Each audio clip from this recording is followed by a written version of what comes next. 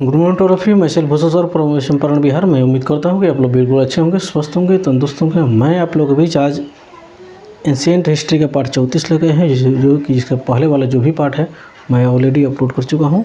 आप यदि मेरे चैनल पर नए हैं तो सबसे पहले उसे आप जाकर देखिए और उसका लाभ उठाइए। आज हम लोग आज का ये सीरीज में बहुत मोस्ट इम्पोर्टेंट टॉपिक हम लोग कवर करेंगे। जो सातवाहन के बाद सातवाहन वंश है उसके शेष जो भाग है उसको हम लोग कवर करेंगे। कुछ इसके पहले वाले पार्ट में हमने बता चुका हूँ। उसके बाद में हम लोग मौर्योत्तर काल को पढ़ेंगे और मौर्योत्तर काल में कौन कौन से विदेशी यहाँ पर आए और आक्रमण किए उसके बारे में हम लोग पढ़ेंगे। मात्र ये 10 से 12 मिनट के वीडियो में हम लोग ये सब कुछ कवर करने जा रहे हैं। तो आप मेरे सेशन में शुरू से अंत तक बने रहना है आपको, ताकि जब शुरू से अंत तक बने रहिएगा तो समझिए तभी जाके समझ में आएगा और आनंद भी आएगा और आप परीक्षा में अच्छा भी कर पाइएगा। तो ठीक है। सातवाहन वंश का सबसे योग्य शासक कौन था? जिसका नाम था हाल। क्या नाम था? हाल। ठीक। इस वंश का सबसे प्रतापी शासक क्या नाम था? गौतमी पुत्र सातकर्णी था। तो याद रखना है, योग्य शासक पूछेगा तो ऑप्शन हाल की ओर जाना है, और प्रतापी सबसे प्रतापी शासक पूछेगा तो गौतमी पुत्र सातकर्णी की तरफ जाना है। ठीक है। इस समय नासिक के शक शासक, इनका नाम क्या था? नहपान ने आक्रमण कर दिया। ठीक है। पर सातकर्णी ने उसे क्या कर दिया? पराजित किया। ठीक है।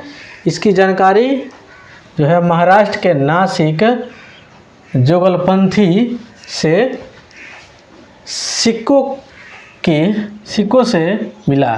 ठीक है। जिसके एक सातकर्णी एवं दूसरे ओर नहपान का नाम तथा चित्र अंकित है। ठीक है। यहाँ पर एक ही लाइन समझिए, इम्पोर्टेंट है, थोड़ा सा आपको याद रखना है। इसका सबूत जो सिक्का जो है उस समय जो सिक्का चलता था उस पर एक तरफ सातकर्णी का फोटो था, एक तरफ क्या था? नहपान के फोटो था। ठीक है। अब अगला देखिए, जिससे पता चलता है कि सातकर्णी ने शासक नहपान को क्या किया था? हराया हुआ था। ठीक है। इस वंश का अगला शासक जिनका नाम है वशिष्ठ पुत्र, जिनका नाम क्या हुआ? पुलुमावी। क्या नाम था? पुलुमावी। इसके समय पुनः उज्जैन के शक आक्रमण किया। इस बार शक ने क्या कर दिया? शक की ओर से कौन नेतृत्व कर रहा था? रुद्रदामन। कौन कर रहा था? रुद्रदामन कर रहा था। रुद्रदामन ने पुलुमावी को क्या कर दिया? पराजित कर दिया। इस समय क्या करता है? उसको पराजित कर देता है, किंतु दोनों के बीच क्या हो जाता है? वैवाहिक संबंध स्थापित हो जाता है। तो ये बात आप लोग को याद रखना है। दोनों के बीच में तो युद्ध होता है, लेकिन आगे चल के इन लोगों के बीच में वैवाहिक संबंध स्थापित हो जाता है। ठीक। इस वंश के अंतिम शासक कौन थे? यज्ञश्री सातकर्णी। ठीक है। किस वंश के? यानी सातवाहन वंश के। इनके सिक्के पर जहाज का चिन्ह था। सातवाहन वंश के समय में जो सिक्का चलता था उस समय जहाज का चित्र था। ठीक है। सातवाहन वंश के उत्तर तथा दक्षिण भारत के बीच सेतु का काम किया। माने सातवाहन वंश जो है उत्तर भारत और दक्षिण भारत के बीच में क्या करता है? सेतु। सेतु में क्या होता है? पुल के काम किया। ठीक है। ब्राह्मणों को सबसे पहले दान देने का प्रथा सातवाहन वंश के हो जाता है, लेकिन सबसे ज़्यादा अगर कोई भूदान किया तो समझ लीजिए ये किसको जाता है? ये गुप्त शासकों को जाता है। जिस सबसे ज़्यादा भूमि दान ब्राह्मणों को करने वाला था गुप्त शासक, लेकिन ये प्रारंभ किसने किया? सातवाहन शासक। ठीक है। सातवाहन समाज कैसा था? मातृ सत्तात्मक था। कैसा था? मातृ सत्तात्मक, यानी मातृ यहाँ पे नाम के पहले क्या था? माता का नाम लिखा जाता था। क्या किसका नाम लिखा जाता था? माता का नाम। जैसे अभी हम लोग कहीं पर जाते हैं तो कोई माता का नाम नहीं पूछता है, पिता का नाम पूछता है, ठीक है। देखिए उस समय पिता का नाम ना पूछ कर लोग माता के नाम से जानते थे, ठीक है। यदि आपको ये कंटेंट अच्छा लगा रहा हो तो आप इसे लाइक कर सकते हैं। अभी तक मेरे चैनल को आप नए हैं और सब्सक्राइब नहीं किए तो सब्सक्राइब कर सकते हैं। ज़्यादा से ज़्यादा लोगों के बीच में आप शेयर कर सकते हैं। और ख़ास बात यह है कि इस चैनल पर फ्री ऑफ कॉस्ट भारत के हर एक प्रतियोगी परीक्षाओं के दृष्टिकोण से मोस्ट इम्पोर्टेंट वीडियो यहाँ पर पड़ा हुआ, जो कि ये modern history, medieval history, physics, chemistry, biology और मैथ का भी वीडियो पड़ा हुआ है। आप जाकर उसे देखिए। आगे बहुत सारे सब्जेक्ट हम इसके ऊपर हम अपलोड करते रहेंगे। आप उसका लाभ उठाते रहिएगा। कब लाभ उठाइएगा? जब आप मेरे चैनल को सब्सक्राइब किए रहिएगा। आपके पास नोटिफिकेशन पहुंचेगा सबसे पहले, आप उसको देखिएगा और समय से अपना लाभ उठाते रहिएगा, ठीक है। तो देखिए, किंतु भले मातृसत्तात्मक वो था, बात सही है, लेकिन ये नहीं कि उस समय रानी शासक बनती थी, नहीं। उस समय जब भी होता था तो पुरुष ही राजा बनता था, स्त्री राजा नहीं बनती थी, यानी रानी नहीं बनती थी। इस समय शीशा के सिक्का का प्रयोग होता था। कैसा? शीशा का प्रयोग होता था, ठीक है। जो शीशा का सिक्का होता था उसका इस्तेमाल होता था। चांदी के सिक्कों को क्या कहा जाता था? कांसापर्ण कहा जाता था। क्या कहा जाता था? कांसापर्ण। सोना के सिक्के को क्या कहता था? सुवर्ण कहा जाता था, ठीक है।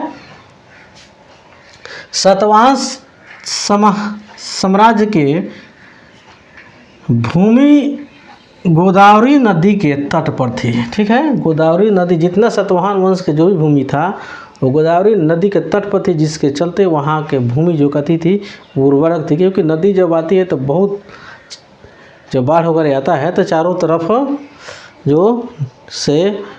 जो ऊपर वाला उर्वरक जो मिट्टी है कट कट के नदी में बह कर चला आता है।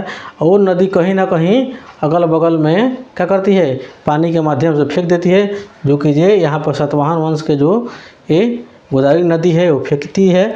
और यहाँ का जो भी भूमि था वो क्या हो जाता है? उर्वरक हो जाता है। अगला है मौर्योत्तर काल, ठीक है। मौर्य वंश के पतन के बाद मगध छोटे छोटे टुकड़ों में क्या हो गया? बट गया। अब बटने के कारण था कि उस समय कोई योग्य शासक था ही नहीं। अगर योग्य शासक रहता, ठीक है, तो सब किसी को संभाल कर रखता, लेकिन कोई योग्य शासक नहीं था। सब कोई बोलने लगा कि हम राजा, हम राजा, हम राजा। छोटे छोटे राज्य अपने अपने ओर वो लोग बांटते गया और इस तरह क्या हो गया? ये मगध का बिखराव हो गया, जिस कारण विदेशी आक्रमण। अब देखा, विदेशी सब देखा जे भाई, जो मगध जो था काफ़ी बड़ा था। और जब ये इसका पतन हुआ, मौर्य वंश का जब पतन हो गया तो छोटे छोटे राज्यों में जब मौर्य वंश जब बट गया तो विदेशी सब देखा जाए अब आक्रमण करने में कोई दिक्कत अब नहीं है। बारी बारी से हम लोग सभी राजाओं को हम लोग ठोकते जाएंगे और उस पर अपना राज करते जाएंगे। अब ये देखिए 4 भागों में अगला है ये, जब मौर्य काल के बाद भारत पर 4 विदेशी आक्रमण हुआ। पहला हिंद यूनानी का, दूसरा शक का, तीसरा पहलव का, चौथा कुषाण का, ठीक है। तो एक जाने हम लोग हिंद यूनानी। इसका क्षेत्र हिंद कुश पर्वत के समीप का बैक्टेरिया प्रांत का था। कैसा था? बैक्टेरिया प्रांत का था। अतः इसीलिए इसको बैक्टेरियन शासक भी कहते हैं। ये बैक्टेरियन प्रांत के होने के चलते इसको क्या कहा जाता था? बैक्टेरियन शासक कहा जाता था, ठीक है। अगला है डेमोट्रियस ने शुंग राजा, इनका नाम था पुष्यमित्र शुंग, को क्या कर दिया? पराक्रमण किया, किंतु क्या हो गया? वो खुद पराजित हो गया। आक्रमण किया खुद और खुद ही पराजित हो गया। अगला जो शासक जिसका नाम था, क्या नाम था? मिंडार, ठीक है। इसने भी शुंग राजा यानी पुष्यमित्र शुंग पर क्या किया? आक्रमण किया, किंतु क्या हो गया? ये भी बेचारा पराजित हो गया, ठीक है। इसे बौद्ध भिक्षुक ने क्या कर दिया? जिनका नाम था नागसेन। क्या नाम था? नागसेन, इन्होंने बौद्ध धर्म की शिक्षा दे दी। ये बेचारा बौद्ध धर्म में प्रवेश कर गया। ठीक है, ये बौद्ध धर्म को अपनाने वाला ये पहला व्यक्ति था, जिनका नाम क्या था? मिंडार। था विदेशी, लेकिन यहाँ पर आने के बाद में नागसेन ने इनको बौद्ध धर्म की शिक्षा देकर इनको बौद्ध धर्म अपनाने के लिए बोल दिया और ये अपना भी लिया। ठीक है, नागसेन तथा मिंडार के वार्तालाप की चर्चा एक नागसेन के ही पुस्तक, इनका नाम था मिलिंद, क्या नाम था? मिलिंद पन्हो में मिलता है। ठीक है, जो कि आज के सेशन में हम लोग बहुत इंपॉर्टेंट टॉपिक को हम लोग कवर किए हैं। आपको अगर अच्छा लगा होगा तो आप मेरे वीडियो को लाइक कर सकते हैं। अगर अभी तक मेरे चैनल को सब्सक्राइब नहीं किए हैं तो आप भी कर लीजिए, ताकि आज अभी से बनने वाला है। लोग कहते हैं जबे जगे तबे सवेरा, अभी से कर लीजिएगा। आने वाला जो भी वीडियो सबसे पहले आपको मिलेगा, और जो भी आप मेरा प्रीवियस वीडियो पड़ा हुआ है चैनल पर, उससे भी जाकर देख सकते हैं, उसका लाभ उठा सकते हैं, और उसका नोट्स भी साथ ही साथ बना सकते हैं। जिसमें आपको इच्छा होगा, जिसमें सहूलियत हो, आप कर सकते हैं। इसके अगले पार्ट में बहुत जल्द आप लोग के बीच लेकर आ रहा हूँ। तब तक के लिए जय हिंद, जय भारत।